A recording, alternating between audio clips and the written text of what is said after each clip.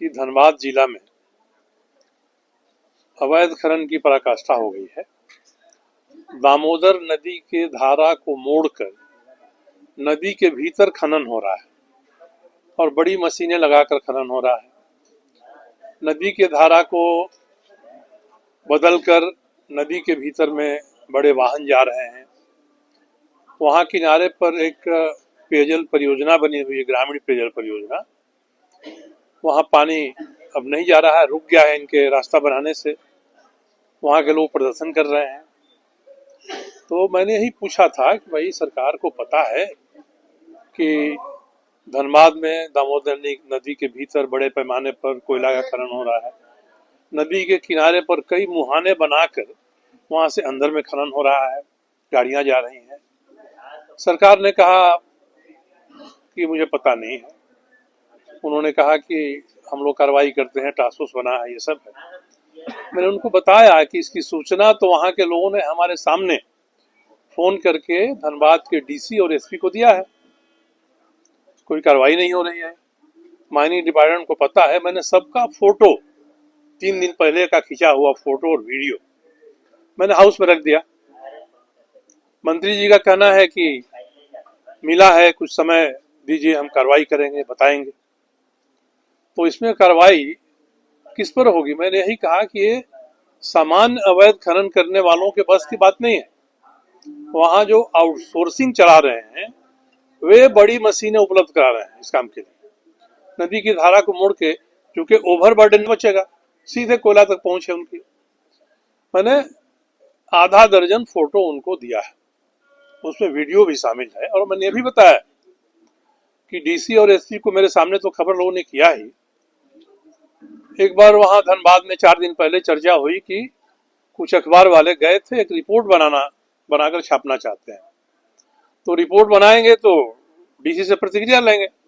Phone किया उन लोगों ने डीसी को। डीसी ने कुछ नहीं कहा, पर घंटे भर के भीतर सीनियर एसपी ने सभी अखबारों में घूम कर ये सुनिश्चित किया कि ये खबर न छपे, ये रिपोर्ट न जाए। तो जब शासन प्रशासन के सर्वोच्च पदाधिकारी जिलों में हैं और उनका ये रवैया है, तो इसमें कहाँ संदेह हो रहा है कि धनबाद में जो भी अवैध खनन हो रहा है वो प्रशासन के सहयोग से हो रहा है। अब मंत्री जी इसका पता करके मुझे 2-3 दिन में कब बताते हैं ये देखा जाएगा। नहीं तो एक ऐसा विषय है जिसके सबूत मिटाए नहीं जा सकते हैं। वहां पर ये सबूत आज भी खड़े हैं, आज भी रास्ता बना है, आज भी माइनिंग हो रहा है। और मैंने सारी तस्वीरें भी, होगा तो मैं आज उन तस्वीरों में से कुछ को रिलीज करा दूंगा, आप लोगों तक पहुंच जाएगी तस्वीरें। तो ये स्थिति है कि सही विषय को रखने पर भी ये विभाग वाले जांच नहीं कराते हैं। ध्यानाकर्षण है, ध्यानाकर्षण प्रस्ताव महत्वपूर्ण होता है। जब इनके पास गया तो खनन विभाग, वन विभाग को पहले जाके वहां देखना चाहिए था। मैंने साफ कहा है कि एक स्पेसिफिक जगह है, धनबाद जिला का बिरनी घाट है, बारनी घाट। उस पर बोकारो है, इस पर धनबाद है। तो एक बार तो जरा ये लोग वहां जाकर देखे होते ध्यानाकर्षण का उत्तर देने के पहले। तब मंत्रियों को शर्मिंदा होना पड़ता है अधिकारियों के इस तरह से रवैये से। तो यही विषय था जो आपके सामने रखना था कि अब अति हो गई, पराकाष्ठा पर पहुंच गया अवैध खनन। अब नदियां भी नहीं बचेंगी, उनको मोड़ दिया जाएगा, रोक दिया जाएगा, उनके भीतर खनन हो रहा है। ठीक है, भी जिक्र किया वहां से भी कल का मैंने फोटो मंगवाया। इनका कहना था कि हमने निर्देश दे दिया है एनटीपीसी को कि प्रदूषित नहीं करे। हमने कहा कि आपके निर्देश देने के बाद कल का ये फोटो है जहाँ उसके एस्पॉन्ड से उसी तरह से नदी के भीतर अवैध स्राव हो रहा है, प्रदूषित जल जा रहा है उसमें। फिर मैंने यहाँ का कहा था, उठाया था एक चंद्रपुरा डीवीसी का।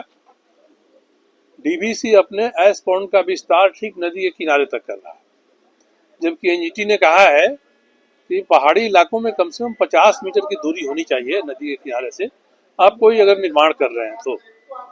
झारखंड बिल्डिंग माइलॉज भी कहता है कि 15 मीटर की दूरी होनी चाहिए। अब ये ठीक नदी के किनारे जा रहे हैं और वहां प्रदूषण नियंत्रण बोर्ड ने कहा कि हमारी टीम गई थी वहां और प्रतिवेदन आया है, हम लोग देख रहे हैं। भैया हमने कहा कि आपकी टीम गई थी, तो मैंने मंत्री से ही कहा कि इनकी टीम गई थी तो सबसे पहले उस काम को रोकवाना चाहिए था ना, जो काम गलत हो रहा है।